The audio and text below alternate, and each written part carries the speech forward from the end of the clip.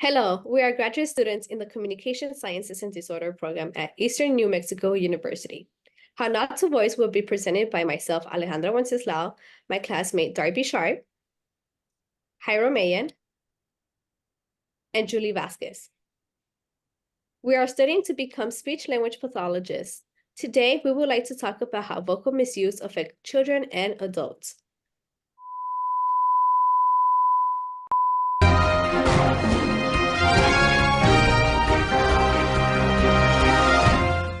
Good evening, I'm Alejandra Wenceslao, and this is Breaking News coming to you live. We're coming to you from Portales, New Mexico. Our top story today is How Not to Voice. Jairo Mayen is on locations with the details. Over to you, Jairo.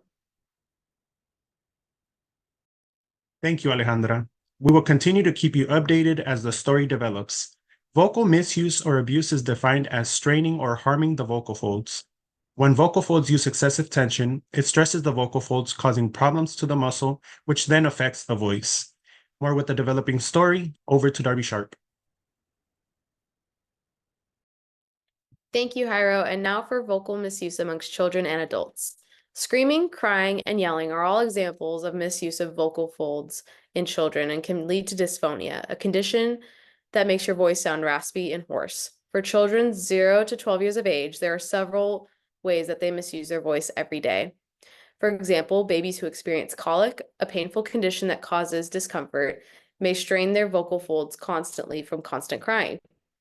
Children who are constantly sick, dehydrated, have vocal nodules, and are prone to emotional outbursts are also an at-risk population amongst children. Now, how does this look for adults? Those who suffer from chronic illness, smokers, drinkers, and those with a cancer diagnosis are some of the most at risk for straining their voice. Certain professions and activities may have a greater risk of straining their voice, such as teachers and military personnel when they're raising their voice to lead people, singers, coaches, and even concert goers when they're singing along to their favorite song. It's important to note that the use of e-cigarettes and vapes in teenagers is causing that well-known smoker's voice to be seen at a younger age. And now, here is an example of a damaged vocal fold compared to a healthy one. Thank you for the elaboration, Darby. But how do unhealthy vocal folds look? Here we have our first look at unhealthy vocal folds. The vocal folds may sound hoarse, too choppy, weak and breathy, or too high or too low pitched. When touching the outside of the throat, you may experience pain, and you may also experience tension when speaking. Here is a look at some normal young female vocal cords during a stroboscopic exam.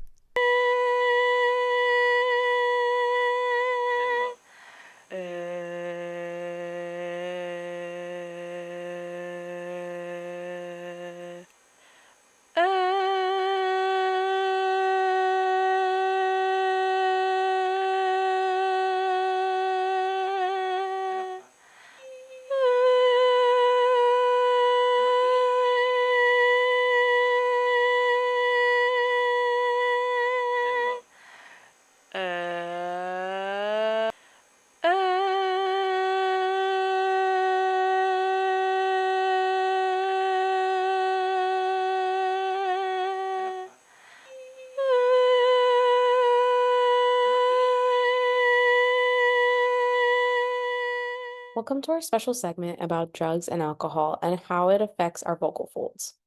As many of you know, alcohol is a dehydrator, keeping our vocal folds from being properly hydrated. Most of us notice that when we've been drinking or go out, that our voice tends to become raspy and hoarse, and blame it on having a little bit too much fun, but it's really from being dehydrated. You may notice that alcoholics tend to have a chronically raspy voice because their vocal folds are dried out. In terms of smoking, cigarettes, vapes, and marijuana irritate the vocal folds tissue. When the tissue of your vocal folds is continuously irritated, it can lead to Reinke's edema, which is a condition where the top gooey layer of our vocal fold dries out, leaving a chronically raspy voice and a dry throat. Thank you, Darby. Now we will report on tips you can implement in order to preserve the health of your voice. Keeping the vocal folds hydrated is an important step in maintaining the overall health of your voice. Make sure to drink plenty of water throughout your day. The daily recommended water intake for an adult is about 64 ounces. You can also keep the vocal folds hydrated through external hydration like breathing in steam. For this, you can run a shower or use a hot washcloth. In cases of extreme dryness, use a vocal spray. If you plan on speaking to large or loud crowds, make sure you have the necessary equipment like a megaphone or a microphone so you may project your voice without using inappropriate voice levels. Additionally, take vocal rest throughout your day. If possible, limit the overuse of your voice on the weekends or non-working days. Before a long day at work, do humming exercises to warm up your voice. Avoid throat clearing or coughing, and opt for drinking sips of water or dry swallow when you need to clear your voice. Also, avoid whispering and opt for using a quiet voice. And lastly, avoid heavy consumptions of alcohol and caffeinated drinks. These drinks can further dry out your vocal folds.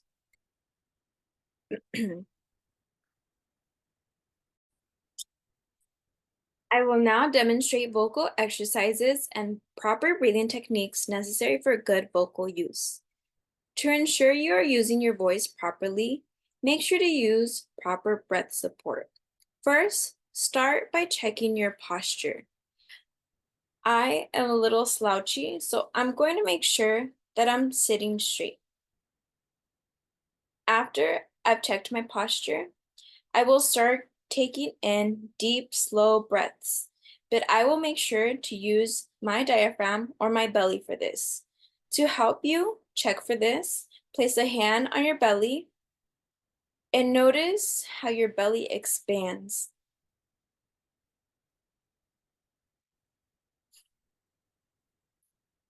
Also, make sure you are avoiding using your clavicle when you are breathing.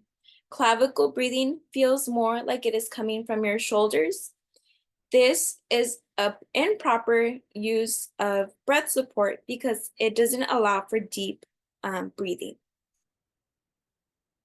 Another way I can ensure I am using my voice is to properly warm up before a day of work or a day where I anticipate speaking for a large amount of time.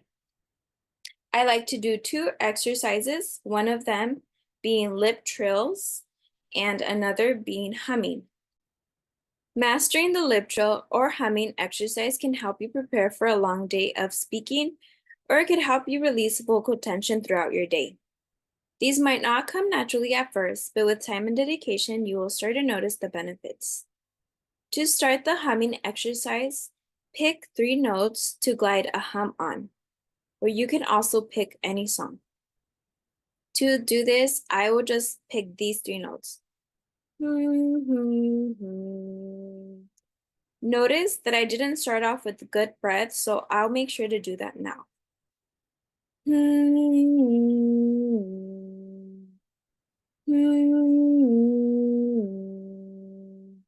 I could even use words instead of humming. Ma, ma, ma. Ma, ma, ma.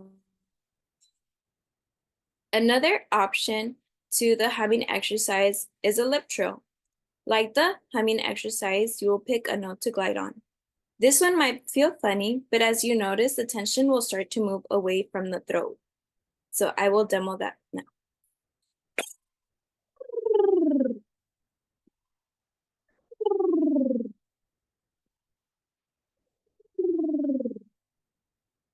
That concludes this bonus segment. Now back to you, Alejandra, to conclude our session for tonight.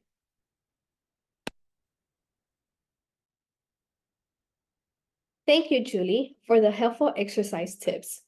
Please think about telling someone you know about the facts you have learned here if they are experiencing any type of vocal misuse, or if you would like to educate them on vocal misuse prevention. Let's stay hydrated. So that's all from us tonight. We thank you for joining us. Don't forget to check our website for updates on these and other stories.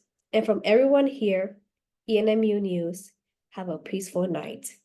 I'm Alejandra Wenceslao, signing off.